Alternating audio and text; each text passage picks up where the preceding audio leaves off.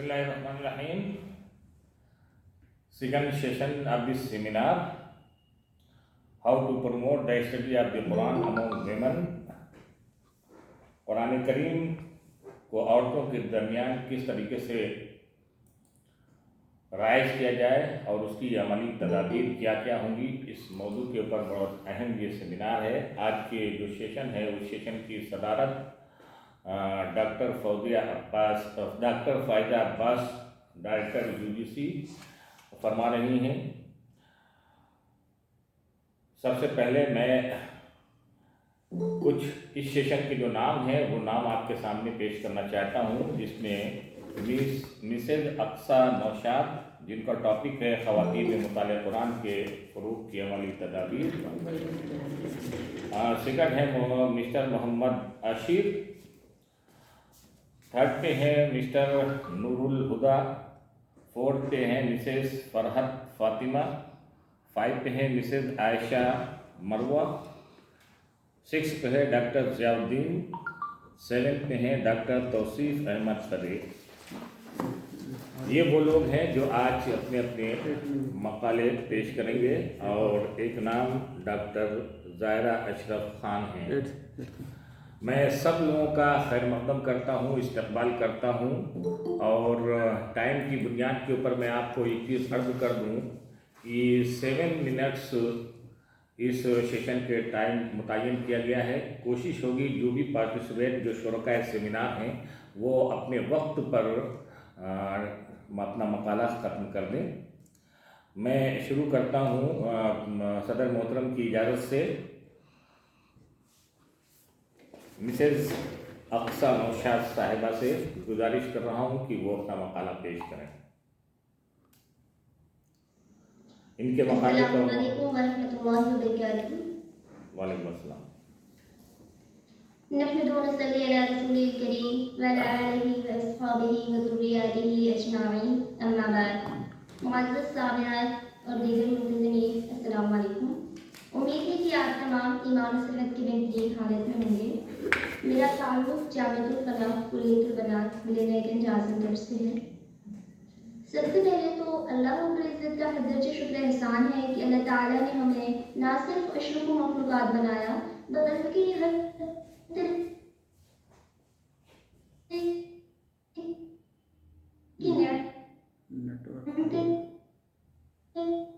मसलाहियतों से मैं शुक्रगुज़ार हूँ। इसके लिए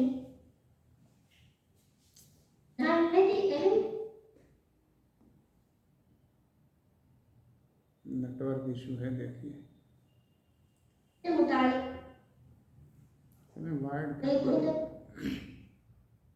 बहुत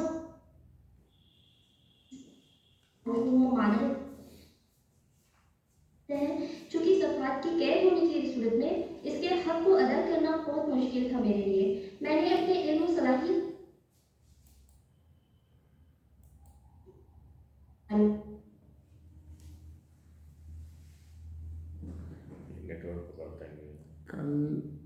वायर्ड कीजिएगा या अब इधर को पेश करूँगी।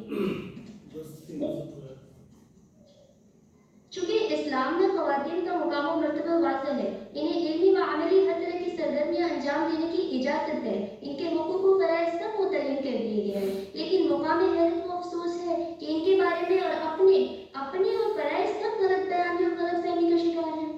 एक तरफ इस्लाम के मुखालिफिन और बदखौर तरह के एतराज़ात और इल्ज़ामात दायर करते हैं तो कहते हैं कि इस्लाम ने मर्दों के मुकाबले में औरतों को पसुपुष्ट बना दिया है, इन्हें घर की 4 दीवारों में कैद बना के रखा है, इन पर हिजाब की बंदिशें आयद करके इन्हें समाज से बिल्कुल ही काट दिया है और कि किसी को इनकी इल्मी सलाहियतों से फ़ायदा उठाने की इजाज़त नहीं है।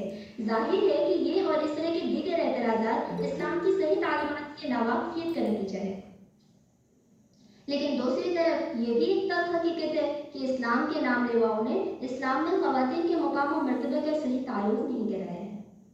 यही नहीं बल्कि इनका अमली रवैया मुखालिफिन इस्लाम के मज़कूरा वाला एतराज़ात की तायीद और तस्दीक़ करता हुआ नज़र आता है। इस्लामी तारीख़ पर नज़र डाली जाए तो समाज की तामीर और तरक्की में ख़वातीन का किरदार बड़ा दरख्श और मिसाली नज़र आता है। इनकी खिदमत हमेशा हमें जहद रही हैं, ख़ास तौर से उलूम व फ़नून के अशार के मैदान में उन्होंने बहुत सरगर्मी से हिस्सा लिया है। इस्लाम की इब्तदाई सदियों में इनका ये किरदार बहुत नुमाया नजर आता है।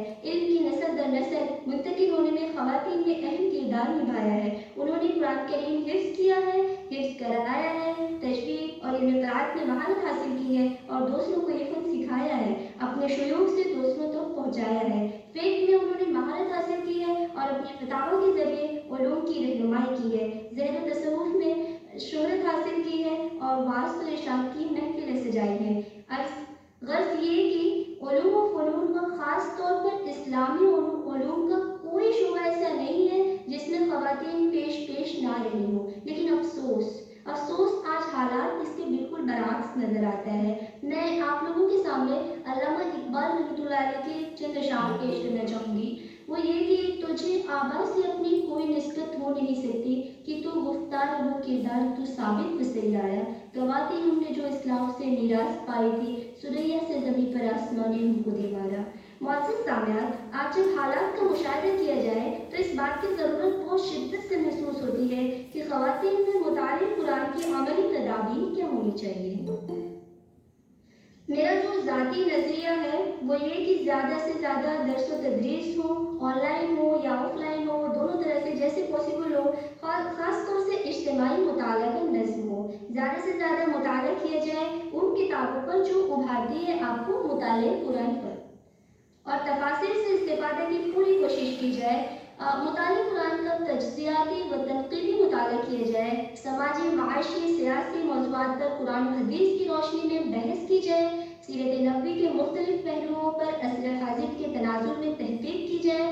नए पेश आने वाले समाजी व फ़िक़ही मसाइल का जायज़ा लिया जाए और मक़ासिद शरीयत की रोशनी में इनका हल पेश किया जाए। इस तरह इंशाअल्लाह ख़वातीन में मुताले कुरान का फ़रोग़ होगा। मैं माज़रत ख़्वाह हूँ, मुझे लग रहा है कि मेरा वक्त हो गया है, इसलिए मैं अपनी बात को यहीं पर ख़त्म करती हूँ। अल्लाह ताला से दुआ है कि अल्लाह ताला हम तमाम को इल्मी व दीनी खिदमत की तौफ़ीक़ अता फरमाए और हमारे लिए ये ज़ख़ीरे आखिरत बनाए। आमीन। आखिरु दअवाना अल्हम्दुलिल्लाहि रब्बिल आलमीन। अस्सलामु अलैकुम व रहमतुल्लाहि व बरकातुहू। बहुत बहुत शुक्रिया मिसेज़ अक्सा नौशाद साहिबा। नेक्स्ट नाम है डॉक्टर तौसीफ़ अहमद परे एंड मिस्टर फुरकान मजीद साहब। ये असिस्टेंट प्रोफेसर हैं डिपार्टमेंट ऑफ इस्लामिक स्टडीज़ में, ये जम्मू कश्मीर में, और इनका टॉपिक है adult Quranic education programme Srinagar Kashmir. मैं इनसे दरख्वास्त कर रहा हूँ कि वो अपना मकाला पेश करवाएं। मिस्टर फुरकान मजीद साहब। अस्सलाम वालेकुम वरहमतुल्लाह।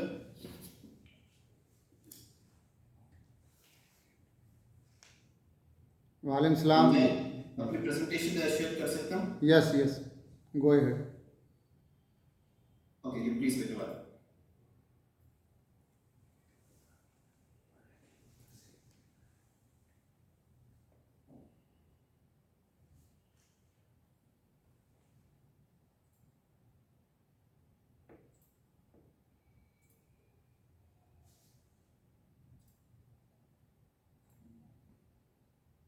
Is it now?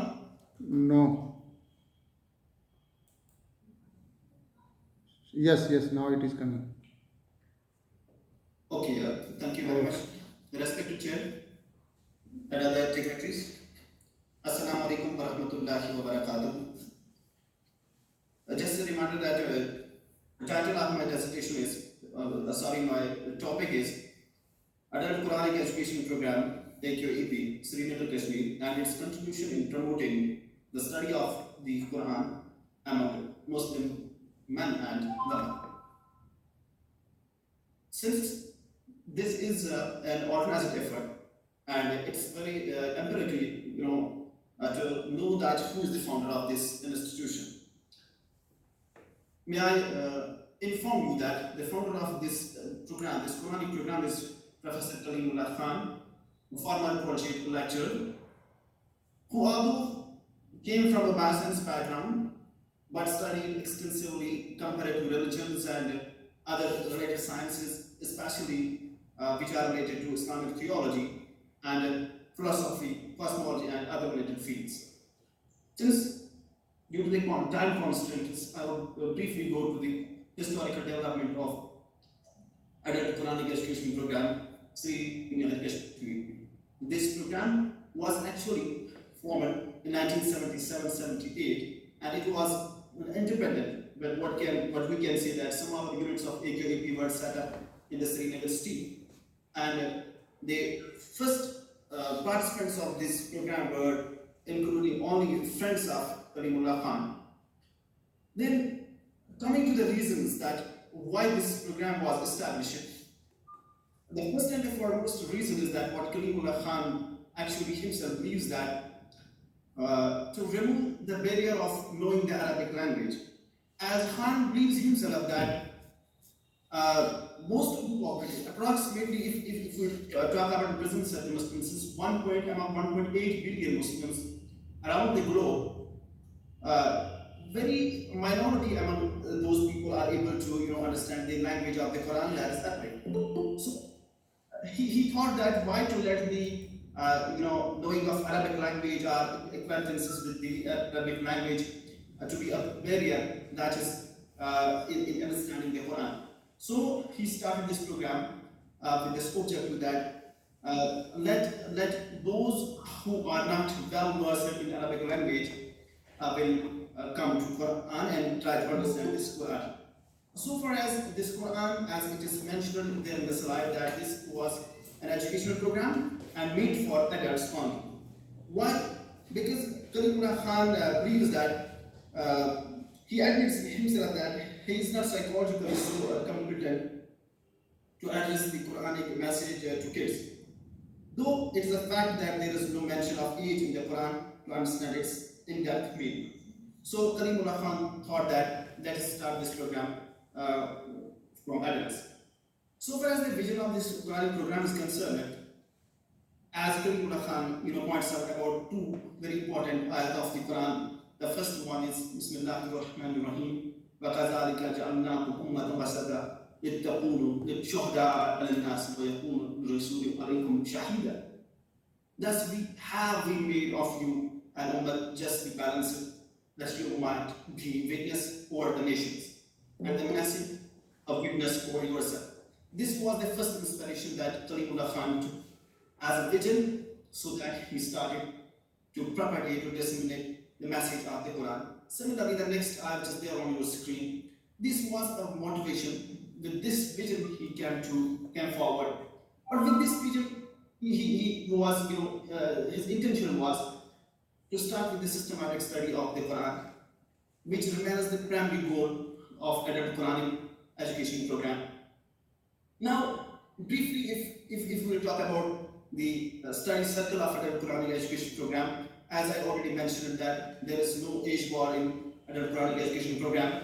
That's why this program is also called 1881 program. So from the age of 18 to 81, people from all the backgrounds, even professionals, academicians, even illiterates who have not actually been able to go through formal education, they are part of this program, which is known as adult Quranic education program.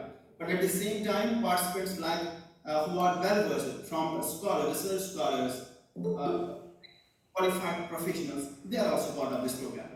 And so far as the activities are concerned, this adult Quranic education program has primarily teaching and learning of the Quran in systematic manner for both men and women, a primary goal, and second is annual Hajj training program. And with the secondary activities which are there in the screen, on which I am, I'm sorry to throw light because of paucity of time. Now, the main, which is the theme of this seminar also, ladies concerned. So far as adult Quranic education programs, ladies concerns are concerned, adult Quranic education program was established, as I mentioned, in 1977. But in 2005 and 2008, respectively, two Quranic classes were separately, organized and were established for women only. Now, what was the aim actually? The target audience for these physicians, Quranic ladies physicians, Quranic class was to create a homogeneous, high intellectual group of people.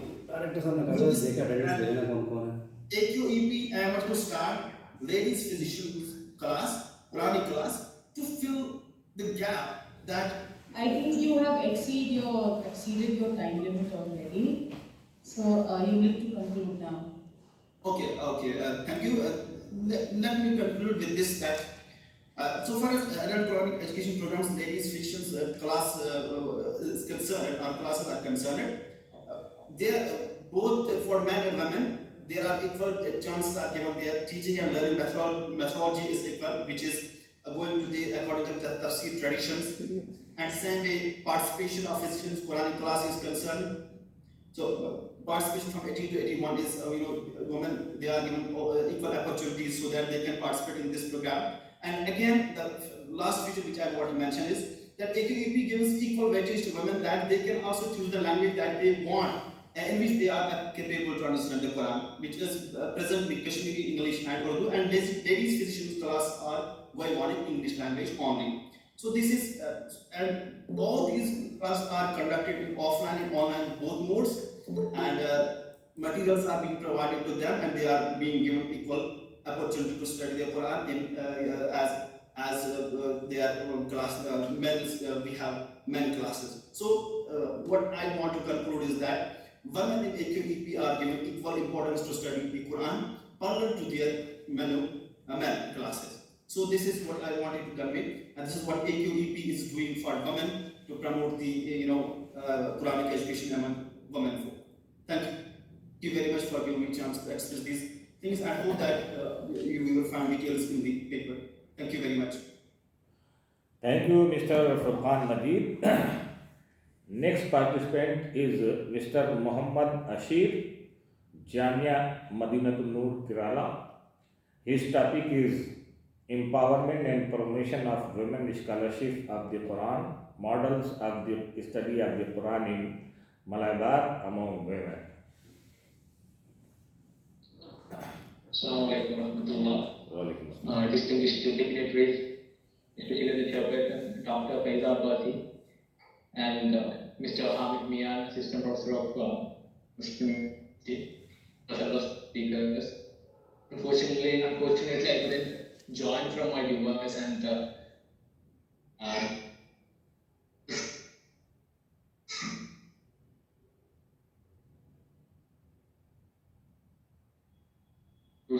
for it. And topic is empowerment and promotion of women, scholarship of the Quran, models of the study of the Quran in Malabar among women. And this paper actually addresses mainly not only the educational aspect of women in Malabar or women scholarship of Quran in Malabar, but also how it promotes, how Quranic education amongst women is promoted from early childhood. And in the introductory part, I have tried to unravel the methodology of how empowerment and promotion of women's scholarship in Malabar works, and try to explicitly say what are the methodology used, what are the texts used, what's the method used for the study in this paper. And secondly, women's scholarship and Islam. I have tried to conceptualize the idea of women's scholarship of Islamic sciences, the Sharia sciences, especially with special reference with Quran and the study of Quran, and how Islam makes it obligatory for all Muslims by quoting hadiths like "Talabul ilmi fariidatun ala kulli muslimin wa muslima," which means seeking education, seeking knowledge is obligatory upon all Muslims, irrespective of men and women. And addressing the field of women education, or we could say as technically female education, to address the debates and the issues in the discourse of women education, and complex inequalities, the explicit and implicit differences between how they could promote and educate themselves and how does the society help them, are all addressed under the topic women's scholarship and Islam. And then comes the Muslims and Islamic knowledge in Malabar.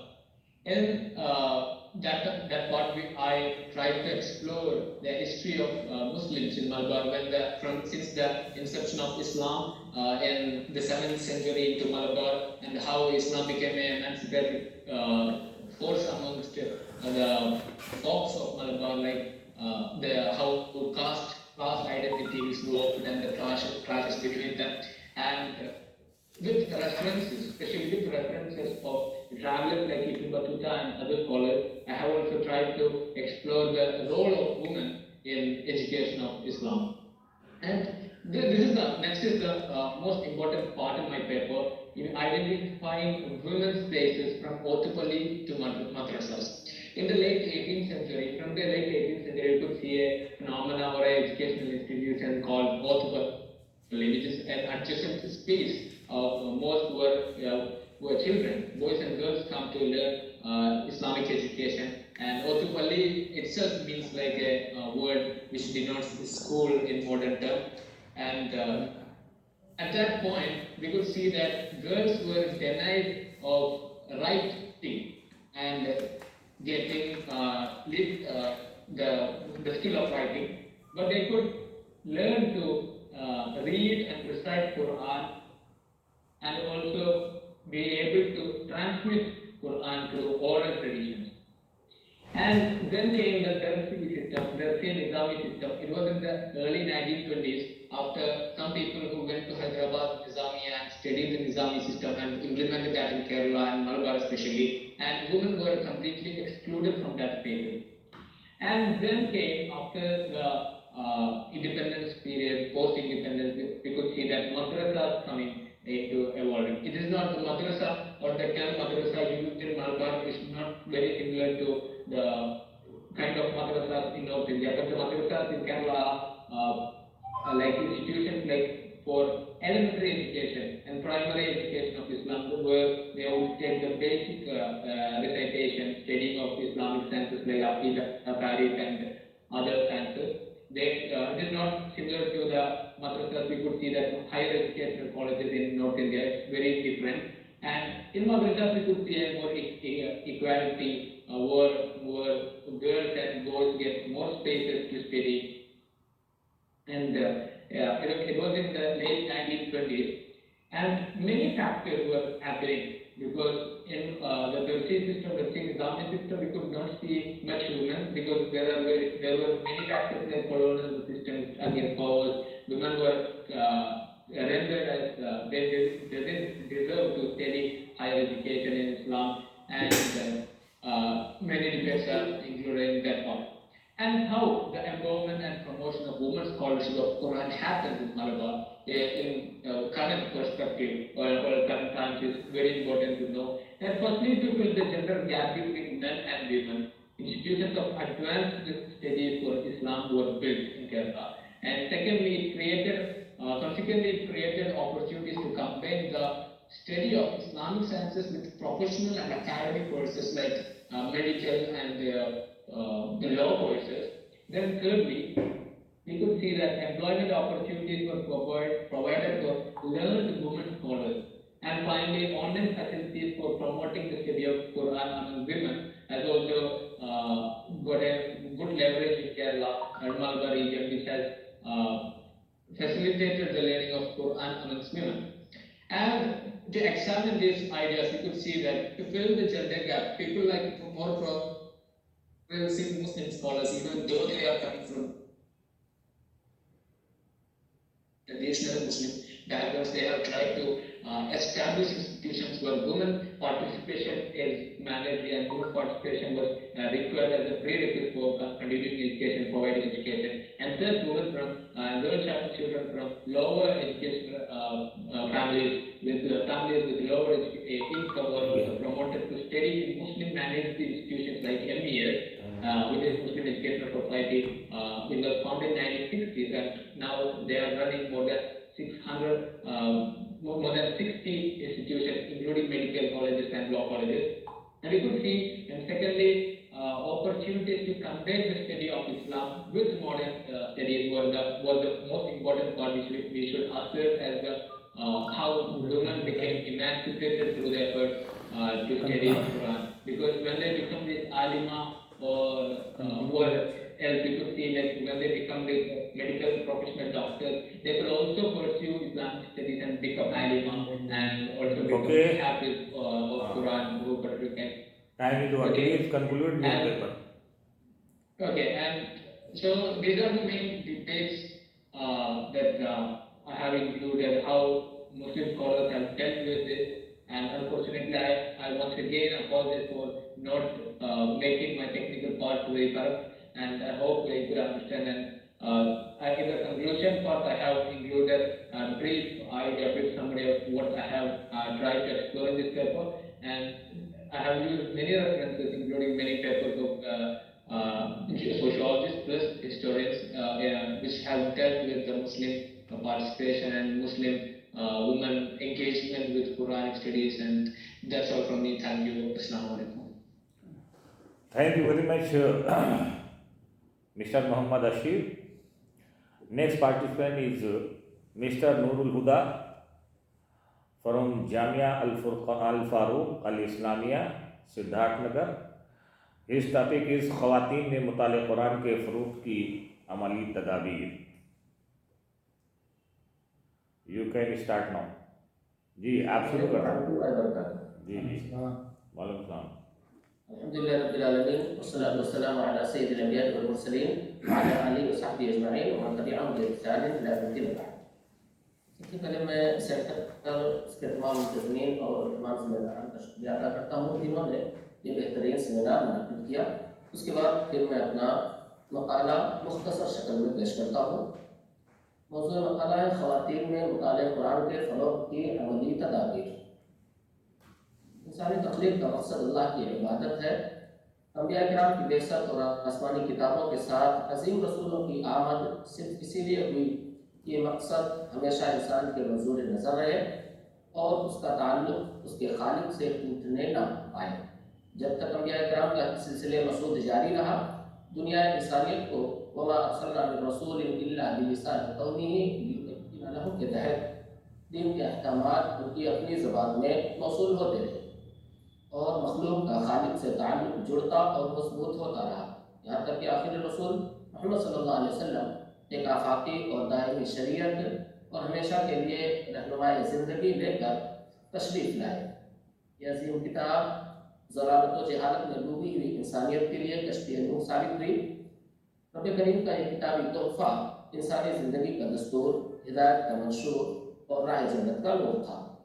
اس نے عقائد سے لے کر معاشرت، معیشت اور تجارت تک اپنی رہبری کا کردار ادا کیا. ان کو رہنماء عالم بنا دیا جو اونٹوں اور بکریوں کے پیچھے اپنی زندگیاں بسر کر دیتے تھے، اور ان کو امام ابن دورہ بنا دیا جو امی یعنی ان پڑھ کہلاتے تھے. لیکن زمانے نے کروٹ بدلی، حالات نے رخ موڑا اور امت نے اس عظیم کتاب کو رہنماء عمل بنانے کے بجائے اسے صرف ذریعہ تبرک سمجھ لیا. اس کی تلاوت اور اس کے معانی اور مفاہیم میں تدبر سے روگردانی برتنے لگی اور بالآخر اس کتاب کی اصل روح سے دوری بڑھتی گئی. مطالعہ قرآن کی اہمیت. عہد رفتہ کی بازیابی اور انسانیت کی فوز و کامرانی کے لیے ضروری ہے کہ انہی پاکیزہ نفوس کی پیروی کی جائے جو اس وحی الہی کے اولین مخاطب تھے. لا يصلح آخر هذه الأمة إلا بما صلح به أولها. صحابہ کرام کا حال یہ تھا کہ جب تک آیات قرآنیہ اور اس کے معانی و مفاہیم کو اچھی طرح سمجھ نہ لیتے وہ آگے نہیں بڑھتے تھے. جیسا کہ ابن مسعود رضی اللہ تعالیٰ عنہ کا قول ہے، كان الرجل منا إذا تعلم 10 آيات لم يجاوزهن حتى يعرف معانيهن والعمل بهم. کہ ہم میں سے کوئی شخص جب 10 آیتیں پڑھ لیتا تو اس کی معانی اور مفاہیم کو سمجھنے اور اس پر عمل کرنے کے بعد ہی آگے بڑھتا. خواتین اور قرآن. اسلام نے خواتین کو ان کا مقام دیا اور ان کی تعلیم و تربیت پر خصوصی انعام کا وعدہ کیا. نبی اکرم صلی اللہ علیہ وسلم نے ان کی بہترین تعلیم و تربیت پر جنت کی بشارت سنائی. صحابیات رضی اللہ عنہم اپنے علم شغف کی وجہ سے آپ صلی اللہ علیہ وسلم سے اپنے لیے ایک دن خاص کرنے کی درخواست کرتی ہیں تاکہ اس اضافی تدریس سے مزید سیکھنے کا موقع ملے اور وہ اپنی علمی پیاس بجھا سکیں. تاریخ اسلام میں خواتین کی علمی تڑپ اور تعلیمی خدمات سے بھری ہوئی ہے. آج بھی ضرورت اس امر کی ہے کہ بنات اسلامیہ علمی میدان میں آگے بڑھیں اور بالخصوص قرآن کریم کو سمجھنے، سمجھانے اور اس سے رہنمائی حاصل کرنے کی کوشش کریں. مطالعہ قرآن کے فروغ کی عملی تدابیر.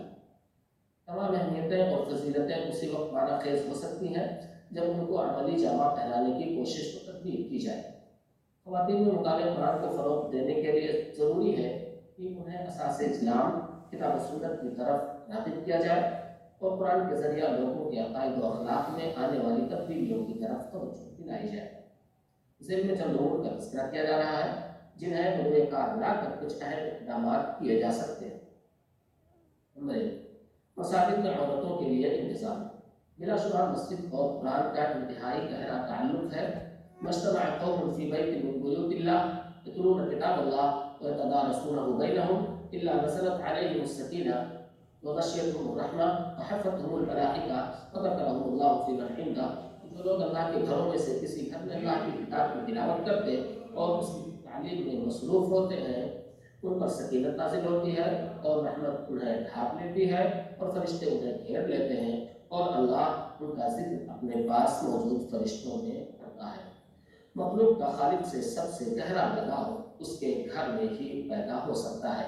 عہد نبوی میں خواتین کے لیے مسجدوں میں خصوصی رعایت برتی جاتی تھی۔ نمازوں کے بعد عورتوں کے مسجد سے نکلنے کے بعد ہی مردوں کو نکلنے کی اجازت ہوتی تھی۔ ان کے لیے خصوصی دروس کا اہتمام کیا جاتا تھا۔ اگر وہ پچھلی صف میں ہونے کی وجہ سے آپ صلی اللہ علیہ وسلم کا خطاب سننے سے قاصر رہ جاتی تو آپ صلی اللہ علیہ وسلم ان کے پاس تشریف لے جاتے اور ان کے لیے جو اہم موضوع نصیحت ہوتی ان سے انہیں نوازتے۔ نمبر 2، دینی طالبات کا گھروں میں تلاوت و ترجمہ۔ گھروں میں تلاوت کرنے سے گھر کی رونق بڑھتی ہے اور اس میں رحمت کے فرشتوں کا نزول ہوتا ہے۔ نبی لوگوں کی تلاوت قرآن کی گھروں کی تلاوت قرآن سے منور کرو۔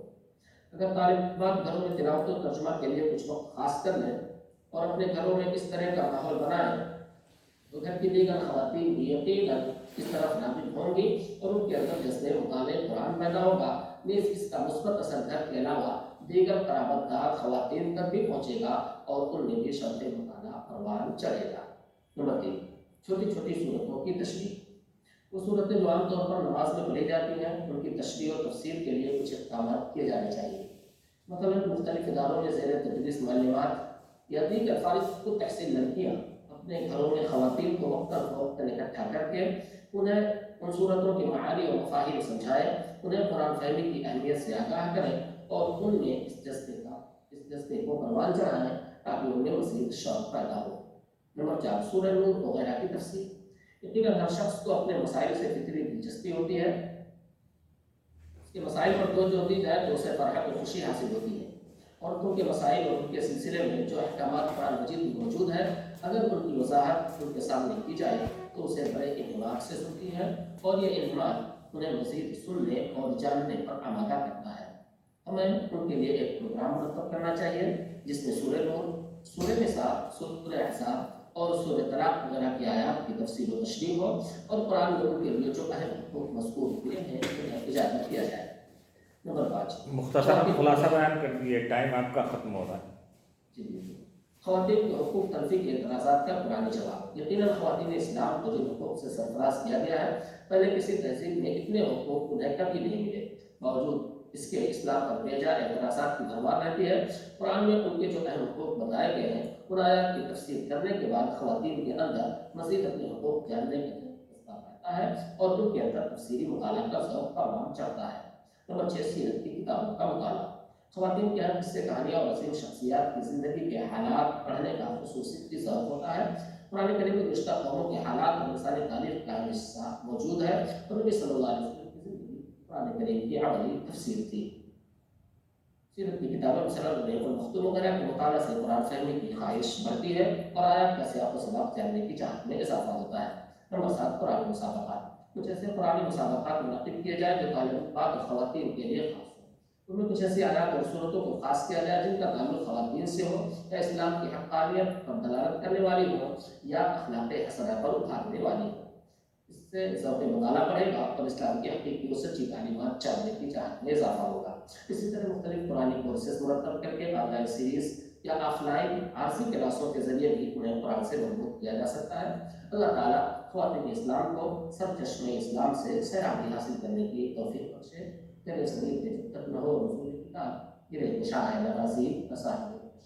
السلام علیکم ورحمۃ اللہ۔ بہت بہت شکریہ مسٹر نور الہدا صاحب، اب میں دعوت دے رہا ہوں مسز فرحت فاطمہ صاحبہ کو. یہ جامعہ فاطمہ للبنات مظفر پور بہار سے ہیں. ان کا ٹاپک ہے خواتین میں مطالعہ قرآن کے فروغ کی عملی تدابیر. السلام علیکم ورحمۃ اللہ وبرکاتہ.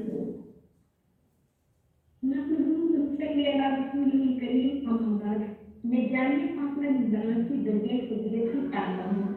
جامعہ فاطمہ شہر مظفرپور کی صوبہ بہار میں اپنی مسلم بچیوں کی دینی تعلیم و تربیت کے ایک معیاری جامعہ کے قیام کی شدت سے ضرورت محسوس کی جا رہی تھی. اس ضرورت کو ملحوظ رکھتے ہوئے مفکر ملت مولانا سید محمد قرار حسن نے بھی ناصر دارالعلوم نظرالعلماء و صدر عالمین مسلم پرسن لاگو اور باعث جامعہ مولانا بہت کے ذریعے تمام مفکر میں ایک تعلیم جامعہ بنانا جامعہ فاطمہ للبنات کا قیام معاشرے والے محترم چاروں کو بتانے کے لیے مطابق 28 اکتوبر 2006 میں 2017 عمل میں آیا. جامعہ فاطمہ کا ایسا نصاب تعلیم مرکز کیا گیا ہے جس کی انتہائی جامعہ حاضرت اہم مطابق ہے. طالبات جامعہ کی ایک تنظیم کی اسلام جمہوریت طالبات کی ریڈنگ ڈیزائننگ کی انجینئرنگ کی جن کی اردو ادبی انگلش میں تقاریب قرآن وغیرہ کی مشق کرائی جاتی ہے. محترم سامعین کرام، میرے مطالعہ کا عنوان ہے خواتین میں مطالعہ قرآن کے فروغ کی عملی تدابیر. خواتین میں مطالعہ قرآن کے فروغ کی عملی تدابیر کیا کیا ہو سکتی ہیں؟ اس کو جاننے سے قبل یہ جاننا ضروری ہے کہ خواتین کی اہمیت و فضیلت مطلب خواتین کے درمیان رشتہ ہے یا نہیں. اس سلسلے میں تفصیل یہ ہے کہ قرآن اور حدیث میں جہاں اس کی اہمیت و فضیلت کو بیان کیا گیا ہے وہاں احکام کی وسائل میں درست سے رسمی شامل ہے. لیکن میں اس مقابلے میں خصوصاً لڑکیوں کی تعلیم کی اہمیت پر توجہ مبذول کرنا چاہتی ہوں. لڑکیوں کی تعلیم کی اہمیت جن کا بنیادی محاذ مکمل سلسلے اتفاق اور مختلف فرض ہے. شریعت اور تعلیم کا برابری کے والدین کو دیکھ کوئی خریداری کا عائد کیا ہے کہ اپنی لڑکیوں اور عورتوں کے تعلیم کو معلومات کی انتظام کریں. اپنے انسان کروں کے کہاں خواتین میں مطالعہ قرآن کی فروغ کی عملی تدابیر ہے. اپنے انسان کروں کے صحابہ میں ان کی پروتین کے ذرائع کی ان میں سے چند بطور نمونہ مناسب ہوں. رسول صلی اللہ علیہ وسلم کا صحابیات کے درمیان علیحدہ خطاب. رسول صلی اللہ علیہ وسلم نے ایک دن متعین فرماتے ہیں جس میں آپ صلی اللہ علیہ وسلم کی خواتین کو خطاب فرماتے انہیں نصیحت کرتے اور دین کے احکام بتاتے. نمبر 2 براہ راست رسول صلی اللہ علیہ وسلم کے سوالات. مجھے علم کا دوسرا اہم ذریعہ جتنا کہ ازواج مطہرات رضی اللہ عنہا رسول صلی اللہ علیہ وسلم سے براہ راست قرآن کیا تو پوچھیں. آگے صحابہ نے خواتین کو قرآن پڑھنے خواتین کے ذریعے علوم اسلامی میں سرپرست ہوئی. مجھے علم کا ایک ذریعہ جس کی تعلیم تربیت کے لیے مقاصد مباحث ادارے اور مناسب قائم کیے جائیں. ان کے اوقات کے سائز کی یا اوقات میں علمی تعلیم دینے کے روزائیں مدرس ہو جائیں. اسلامی تاریخ بتاتی ہے کہ حکومت سبھی سے تعلق رکھنے اور دولت و فروغ سے ضرورت واقعی میں ہر دور میں یہ خدمت انجام دی یہاں تک سے مثالیں پیش کی جاتی ہیں. مثلاً ضرورت کو خاتون عائشہ عالم نبی سیدہ مسجد ابراہیم وغیرہ. خواتین کے ان دوستے کے قابل رشک مثالیں. خواتین کا سب سے پہلا مدرسہ مغرب اکثر شہر پاک میں 245 کو قائم ہوا.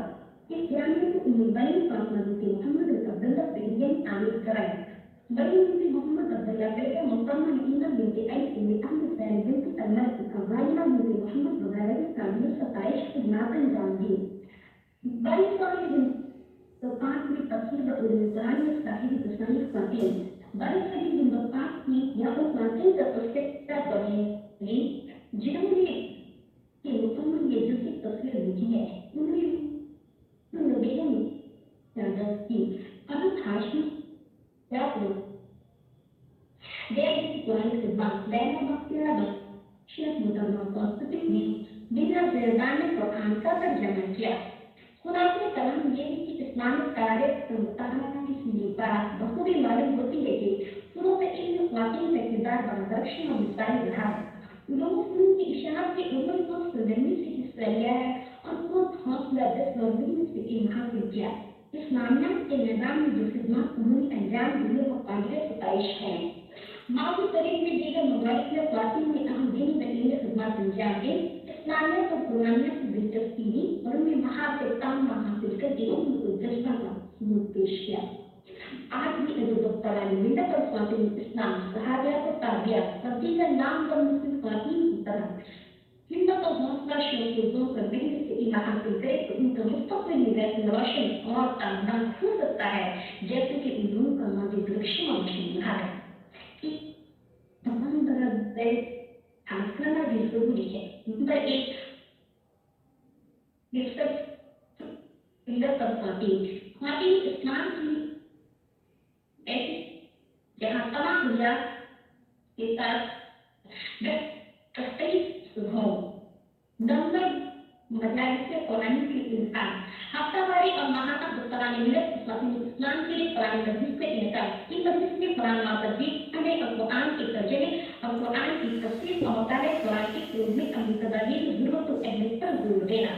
नंबर 3 अरबी ज़बानी महारत पैदा करने की तरफ तवज्जो दिलाई जाए ताकि कुरान का पढ़ना और समझना आसान हो, इसलिए कि उलूम इस्लामियत के साथ आप एक कुरान सेंटर सेमिनार इस मजलिस के सदर का शुक्रिया अदा करती हूँ कि उन्होंने मेरे मकाले को मंजूरी बख्शी और मजलिस में मौक़िफ़ देने का मौका इनायत फरमाया। जज़ाकल्लाहु खैरन व आखिर दअवाना अल्हम्दुलिल्लाहि रब्बिल आलमीन। अस्सलामु अलैकुम व रहमतुल्लाहि व बरकातुहू। बहुत बहुत शुक्रिया मिसेस फरहत फातिमा साहिबा। नेक्स्ट पार्टिसिपेंट इज आयशा मरवा from Aisha Hujjuma Institute of Advanced Studies, Kerala. Her topic is how to promote the study of Quran among women. Yes, please.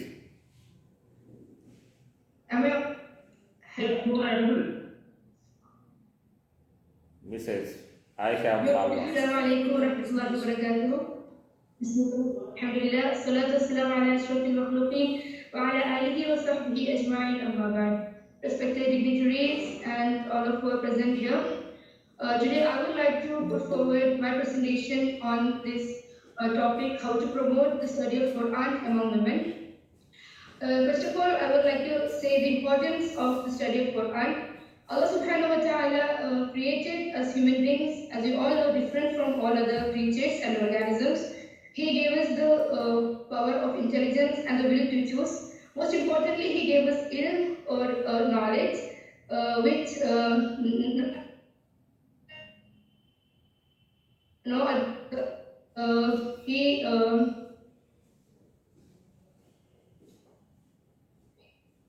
He guided teacher, and as we all know, is the it was revealed within Hamid sallallahu alaihi wasallam in the month of from the kingdom and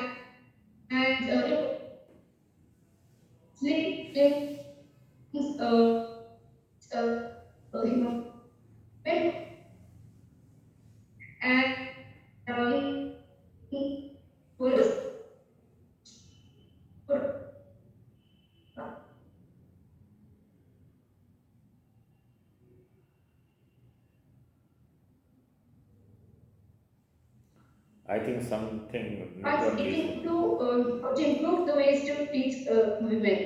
So the thesis that I put forward is that increased opportunity brings increased capability. So if we look through the pages of history, we understand that many of the Sahabiyas were great scholars of Quran and religion.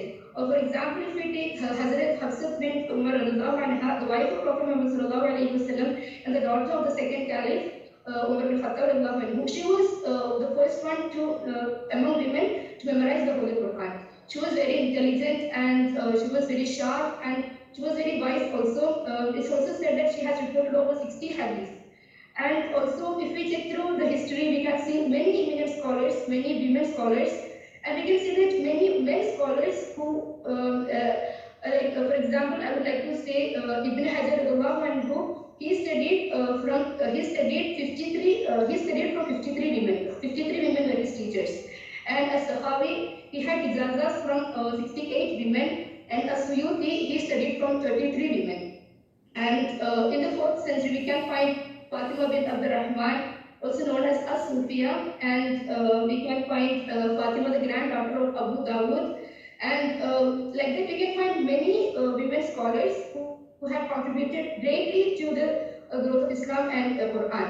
And if we these scholars, they were knowledgeable in both the Quran and Hadith, and our community did not discriminate against them learning Quran. So if I come to my point that increased capability, increased opportunity brings increased capability, I would like to say that the most important thing that we need to promote the study of Quran is increased opportunity. Now, if you might say, there are many institutions that are coming up, alhamdulillah, nowadays, promoting religious teachings and knowledge and Quran. But if you look at the statistics, we find that all these institutions are mostly focusing on the education of men rather than women. And there are institutions for women, but then those are less.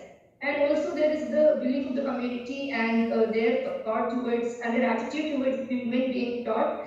They say that women are not supposed to be taught, especially religious knowledge. Only men are supposed to know that. And this is also this is also pulling back women from studying Quran. So if we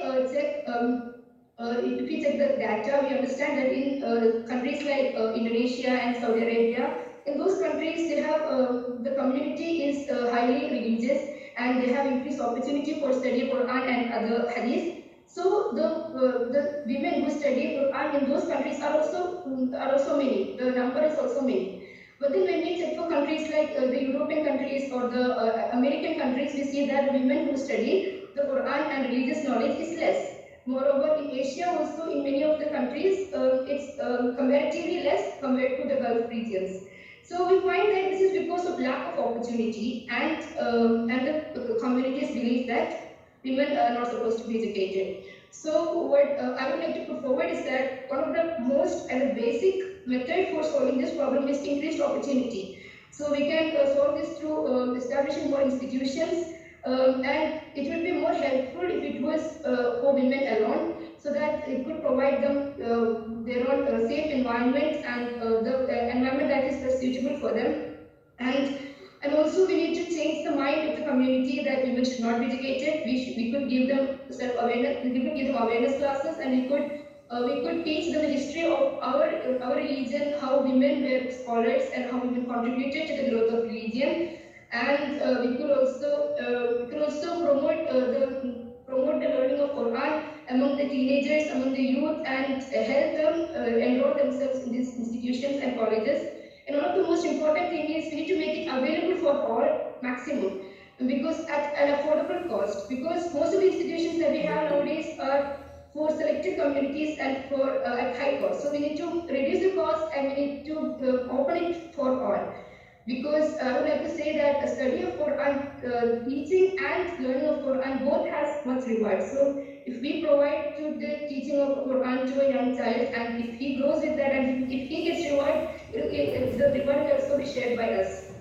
So I would like to conclude my paper, and I would like to again repeat my thesis that increased opportunity brings increased capability. So we need to increase our opportunity so that we can increase our capability, and then we can strive for a wonderful religious community who knows Quran and Hadith and who knows their values in this today's era.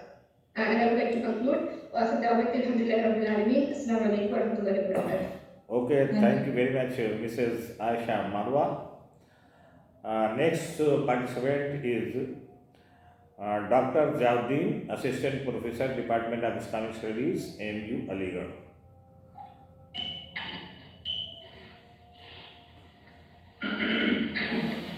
رب اشرح لي صدري ويسر لي امري واحلل عقدة من لساني يفقهوا قولي.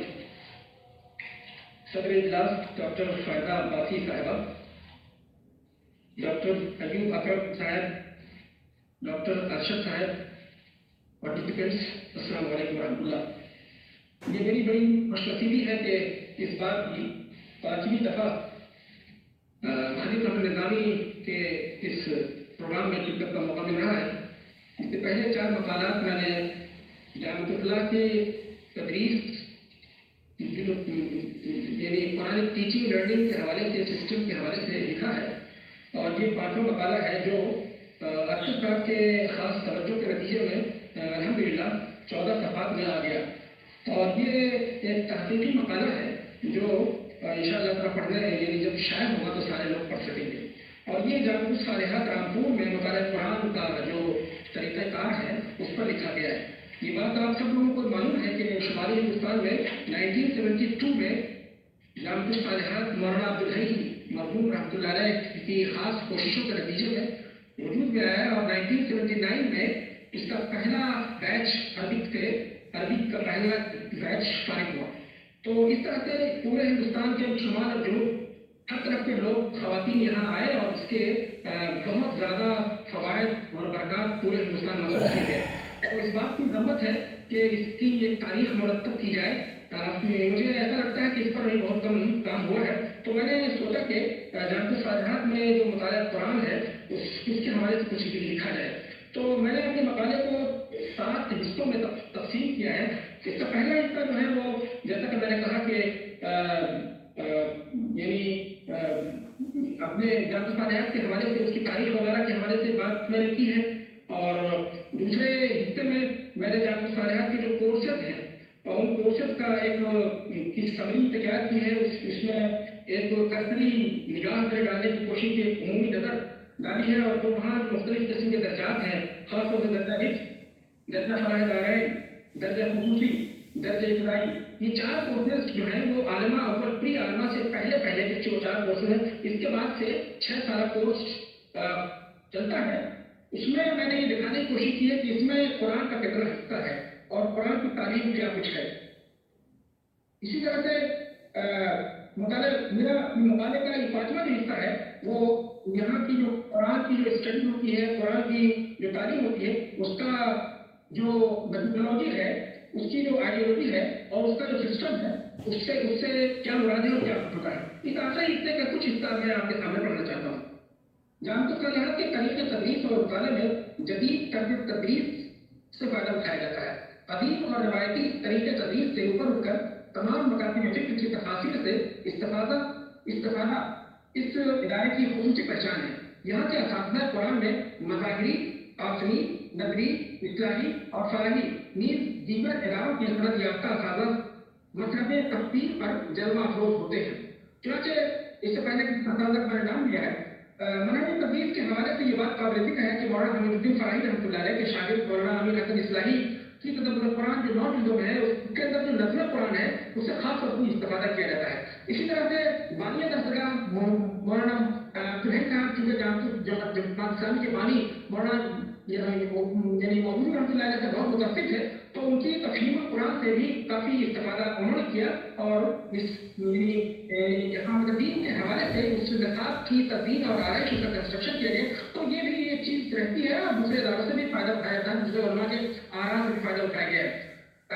जो मतलब कुरान है, कंटेक्स्ट ऑफ होली कुरान है, उसका जो हल करने का जो मसला है वो उसमें आलिमा अव्वल प्री आलिमा फर्स्ट जो क्लास है उसी से इसका आगाज़ होता है। तो तालिबात जो दर्जे मारने से पहले ही अपनी काफ़ी में मुश्किल अल्फाज लिखती हैं, उसकी इस तरह की मीनिंग जो है वो डिक्शनरी की मदद से तलाश करती है, और ख़ास तौर पर अरबी डिक्शनरी की जस्तजू और उसको कंसल्ट करने की बात की जाती है। उर्दू डिक्शनरी को ज़्यादा प्रमोट नहीं किया जा सकता। इसी तरह से आलिमा दोम और मसदूम में बच्चे इस लायक हो जाते हैं कि कुरान का बराह रास्त मुताला कर सकें। ये बड़ी खूबी की बात है कि आलमसोम आदमी 3rd ईयर तक हर तालिबा कुरान का खुद बहुत इंडिपेंडेंटली उससे इस्तेफादा कर सकती है। इसी तरह से जो बॉर्डर स्टूडेंट्स हैं वो रोजाना अपने हॉस्टल में क्लास करने के बाद जो है उसका रिवीजन करती है, और क्लास के अंदर जो मुहावरा होता है, मुबासा होता है, उसको दोहराती है, और अपने नोट्स और अपने इश्कारा में कुछ होता है तो दूसरे दिन क्लास में पूछती है। तो ये अपने मकान वहाँ करने के लिए वहाँ की जो मरकजी लाइब्रेरी है वहाँ से भी इस्तेफादा करती है, जहाँ वहाँ के कुतुब जो बेसिक वहाँ के कुतुब हैं उनका एक अच्छा खासा तखीरा मौजूद है। जो गैर बॉर्डर स्टूडेंट्स हैं वो अपने घरों में जाकर के ये मामला करती है। इसी तरह से आलमसोम से फजीलत तक का जो मामला है उसमें तदरीस कुरान के मराहिल जाहिर के बढ़ते चले जाते हैं, इसलिए मुश्किल आयात और मुश्किल कुरान का जो पार्ट है उसके अंदर रखा जाता है, और तालिबात के अंदर भी इस्तिखराजी और जो डिडक्टिव जो मेथोडोलॉजी है उसको इख्तियार किया जाता है, ये इश्तिहाद और उसके अंदर एक चीज से दूसरी चीज को मबाहिस को निकालना और इश्तिहादी कैफियत पैदा करना। तो सही तालिबात जो सवालात करती है उसके नतीजे में असासा को भी खासा तैयार होकर जाना पड़ता है। ये खास बात मैंने ये बताया है कि इस मदरसे में मौलाना हमीद फराही, अमीन इस्लाही, सैयद मौलाना मौलवी, मुफ्ती मोहम्मद शफी, मौलाना शफी थानवी, अब्दुल माजिद दरियाबादी वगैरह के तफसीली अफकार से फायदा उठाया जाता है। और इसी तरह से जो मिनिमल एजेस के कसीर और गमशरी और राजी अफकार और ख्यालात की बात जो है गिलास को बोलती रहती है। एक खास बात यह है कि मुताला और तदरीस कुरान का अमल दर्जात में ये तरफा नहीं है, ये टू साइडेड है। नहीं कि तलबा तालिबात को भी पूरा मौका मिलता है और ये अपना इसके नतीजे में खुशगवार असर होता है और असातिज़ा जो है तालिबात को मौका देते हैं हासिल मुताला पेश करने का, और तलबा और असातिज़ा जो है इसको बुरा भी मानते नहीं है। इस तरह से आज़ाद जगह में तालिबात की जो परवान होती है वो बड़ी अहम होती है।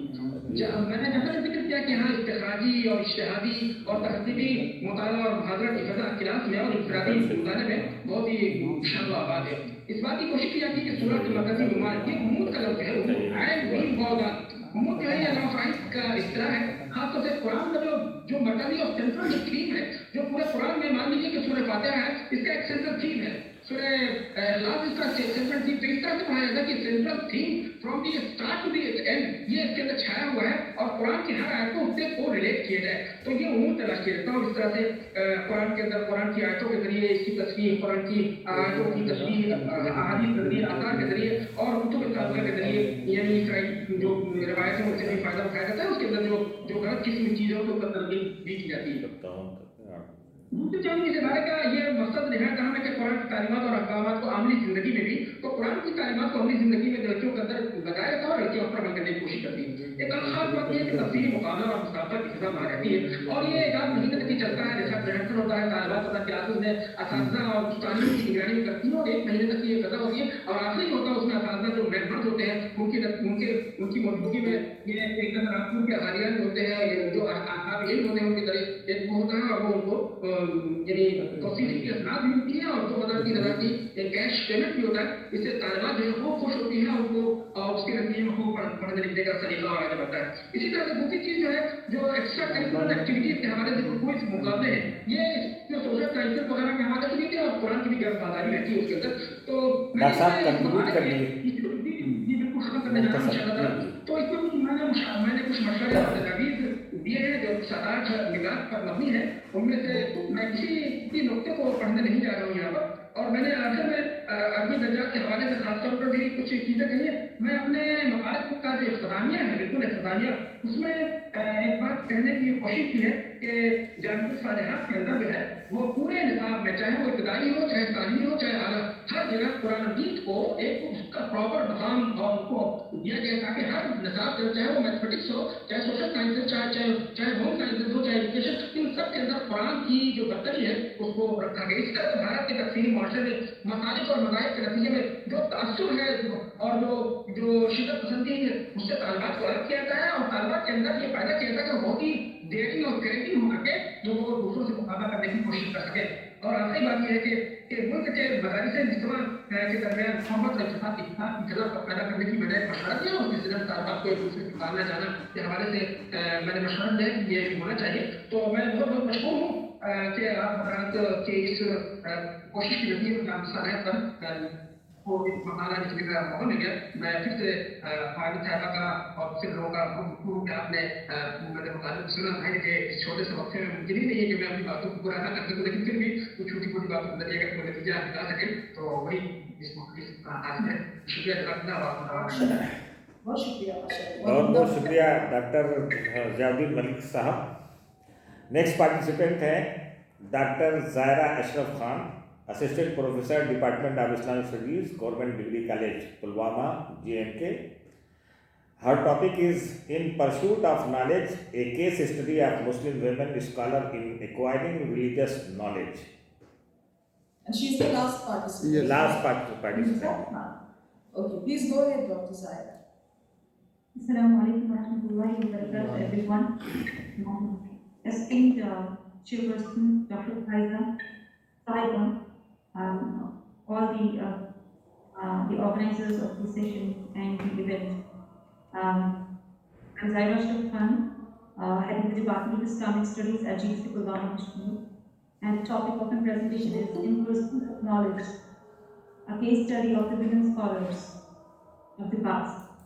In this paper, what I have presented is a history of, rather a legacy of the women scholars in the pursuit of knowledge and how it was a norm for the Muslim societies, especially for the women, in pursuing the knowledge of the tafsir and ahadith. So in my presentation, what I have jotted down is the account of the women scholars who have studied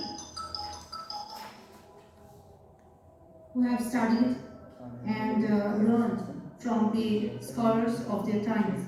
And it all started from Rasulullah sallallahu alaihi wasallam, who taught the women of his family, Aisha radhiyallahu ta'ala anha, wife Hafsa radhiyallahu ta'ala anha, and he appointed Shifa bint Abdullah radhiyallahu ta'ala anha to teach Hafsa reading and writing skills.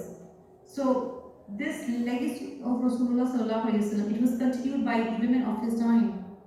For example, we find the prominent famous ahadith, the scholars of the ahadith, who had studied the books compiled by Imam Bukhari, and we have the compilation of the female scholars in the famous book Sir al-Alam al-Nubala, written by Imam al-Zahabi, who himself had the honor of studying with around 100 women scholars of his time and learned from them.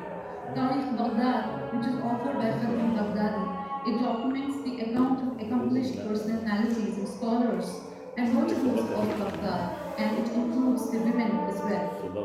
We have the examples of the fathers who taught their daughters and who helped them in pursuing knowledge, in the persuasion of knowledge, of the religious knowledge. For example, Sa'id bin Musayyib, a leading successor who had a profound knowledge of hadith, and he taught his daughter all the documented hadiths. We have Malik bin Anas, who taught his entire collection of Muwatta Imam Malik to his daughter. Al-Zubair, he narrates that Malik's daughter was so profound in her knowledge that she used to correct the reader of any mistakes that he would make in the hadith narration. We have Nu'man bin Thabit, also known as Abu Hanifa, Imam Ahmad bin Hanbal, and many of the likes who have supported their children, their daughters, in pursuing education. Among the famous scholars of hadith, we have Umar bint Hassan bin Zaid al-Thaqafi, who narrated from her father and her husband. I have also given an account of the women who visited the mosque in search of knowledge, to learn from the scholars. For example, we have the companions who learned in the mosques of Makkah and Medina, Kufa and Basra and Damascus and Jerusalem and Egypt. Particularly in the 7th century, we have the scholars who would sit in the Umayyad mosque of Damascus and Jamia Baitul Abrar, where women would particularly attend the ahadith classes. We have a list of the scholars who narrated from the women of their time. For example, Imam Ahmad bin Hanbal, we all know about him. Muhammad bin Sabah al-Jurjurari, Ali bin Muslim al-Tusi, who narrated from Umar bint Hassan bin Zaid al-Thaqafi. We have Asim bin Ali al-Wasiti, Jafar bin Abdul Wahid al-Qazi, Ahmad bin Khalil bin Malik, who narrated from Zainab bint Sulaiman. We have Muhammad bin Muhammad al-Dawri, Sulaiman bin Ahmad al-Tabrani, who narrated from Abda bint Abdurrahman bin Musab al-Ansariya. We have Abu Bakr al-Shafi'i, Abu Qasim al-Tibrani, who narrated from Samana bint Hamadan. We have Imam Zuhri, Hussein bin Jafar, Muhammad bin Ahmad al-Nursi, who narrated from Amatus Salam bint al-Qazi al-Fadah. And the great muhaddisa of her time, Kiram Karima al-Marwaziya, was a famous narrator of Sahih al-Bukhari. We have an account of the journeys of the women who traveled in pursuit of knowledge and their meetings with the scholars of their time. For example, Maryam bint Sheikh Nuruddin of Egypt, who traveled to different places and to Makkah in pursuit of knowledge. And she studied hadith with Afifuddin Nashawari, Abu Abbas bin Abdul Muti, Shihabuddin Zahira, and later on she continued her studies in Egypt. There are famous schools of ahadith which were attended by women of under Muslim rule. For example, Al-Madrasa Al-Umariya, which was founded by Sheikh Abu Umar Al-Maqdisi in Damascus, it hosted the women scholars of its time. We have the prestigious Madrasa Al-Murshidiyya, where many women scholars like Asma bint Ahmad Al-Harani, they studied with the famous scholars of their time. For example, she studied in the Majlis Al-Bidaqa of Hamza Al-Kinani. And three great teachers of hadith, Asaduddin Abu Muhammad, and Shihabuddin Abu Abbas, and Imaduddin Abu Bakr were her teachers. There were the prominent schools of ahadith, Madrasa al-Mismariya. It was an institution where one of the recognized religious scholars, Asma bint Abi Bakr, was guided by Zainab bint Maqi al-Kharani. The women of the later scholars, they continued their pursuit of knowledge. We have Fatima, the daughter of Abdul Malik and the wife of Caliph Umar bin Abdul Aziz, who were known for their wisdom. The women of the Abbasid period, they played roles of jurists, scholars of hadith, and muftiya. We hardly find any in today's time of the equal contribution as done by our predecessors. They were the experts of the madhab Hanbali and Shafi'i and Maliki.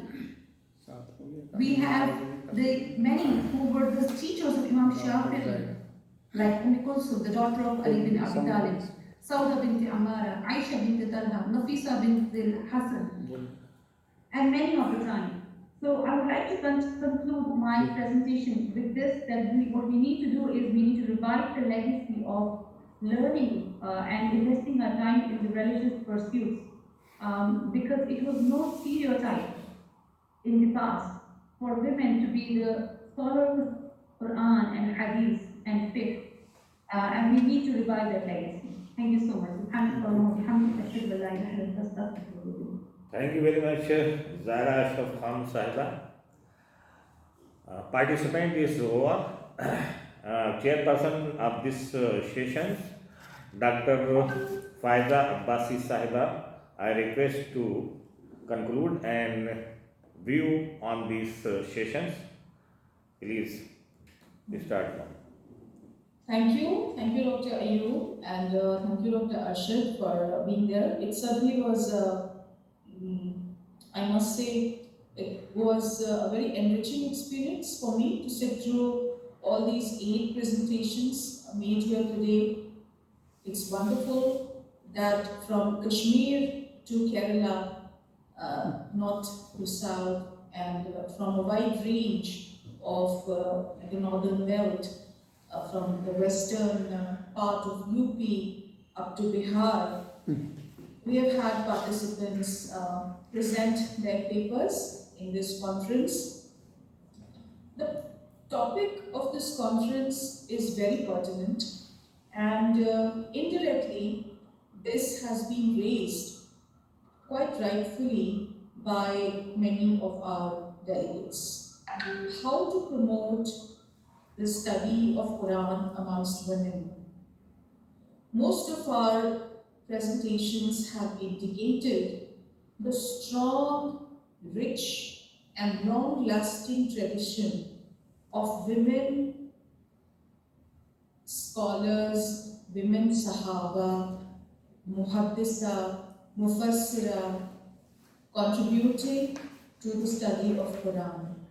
It started right from the days of the Prophet Muhammad sallallahu alaihi wasallam. It continued through the medieval ages, even up to the time of the Abbasid Caliphate. It ran through the caliphate of the 4 rightly guided caliphs. But down the line, today, when we see a dearth of Muslim women renowned as scholars of Quran, and when we see the disproportionate constitution of male, let us say, translators, male Quranic exegetists and male Quranic teachers as compared to female Quranic translators, exegetists or teachers, it is a point to ponder that what went wrong down the line and how do we need to address this all over once again. I'm happy that we have come to know of 2 case studies in this conference. One of the very valuable work done by the AQEP Kashmir. This was a paper presented here in joint authorship by Tosif Ahmed Pare and by Furqan Majid. And also the brilliant paper presented by Dr. Ziauddin from the Department of Islamic Studies, when we came to know about the model, the teaching learning model that is adopted by the Jamia Salihat, a very renowned madrasa for the girls.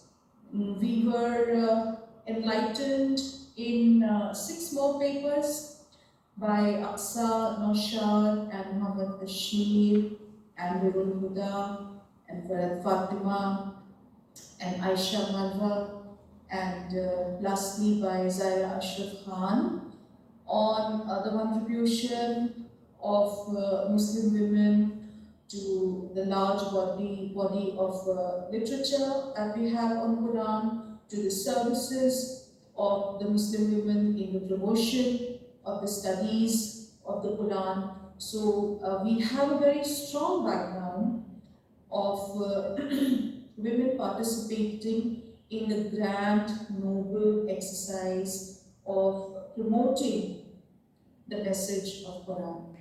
Before I conclude, I will start from where I began. Just like in this small session of only 8 speakers, we had presenters from all 4 parts of the country, which is an indication of the universality of the message of the Holy Quran. Universality that transcends the boundaries of geography, that transcends the boundaries of language or race or ethnicity. Similarly, the message of the Quran transcends the boundaries of gender and sex. What the Quran educates us to do, Quranic enjoinments, the Quranic injunctions are not male or female specific. It is a message for both the sexes alike, and hence it should be a message that should be adopted and promoted by both the sexes alike.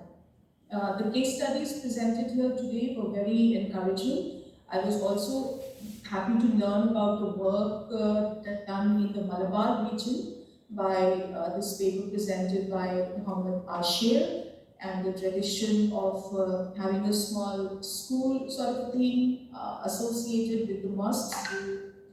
These efforts should intensify because the message of the Quran will remain for the times to come. It will not change, but the message of the Quran will always be reinterpreted in the light of new scientific developments. And the new modern scientific development today is that women need to be empowered. And I think that my first step as a Muslim woman to be empowered is to empower myself and my students and my juniors with the message of the Holy Quran. Just like there's this dua of Fahm Quran, where it is said, Antaj'al al-Qur'ana noor sadri wa jila. I'm sorry, I'm forgetting. Antaj'al al-Qur'ana, kisi ko agar yaad ho to padh sakta hai. Make the message of the Quran the light of my heart and the solution of all my zihaba hammi wa ghammi, of all my aims and all my sorrows. So I think I wish the very best to every speaker here. If this message of the Quran has lit up a light in your heart, if this is the nur of your qulub, then maybe you can go ahead, strive further, and make it more public, more common with the women folk. And I congratulate the Nizami Center for Quranic Studies for taking up this very pertinent topic, for providing a platform to scholars all over the country. And I hope this mission gets more power with time. Thank you so much. Thank you very much for your valuable suggestions and remarks. Now, most important announcement that is that third session of this seminar will be start at 9:30 a.m. tomorrow. So please join us at that time. Thank you. Okay. Thank you. Right?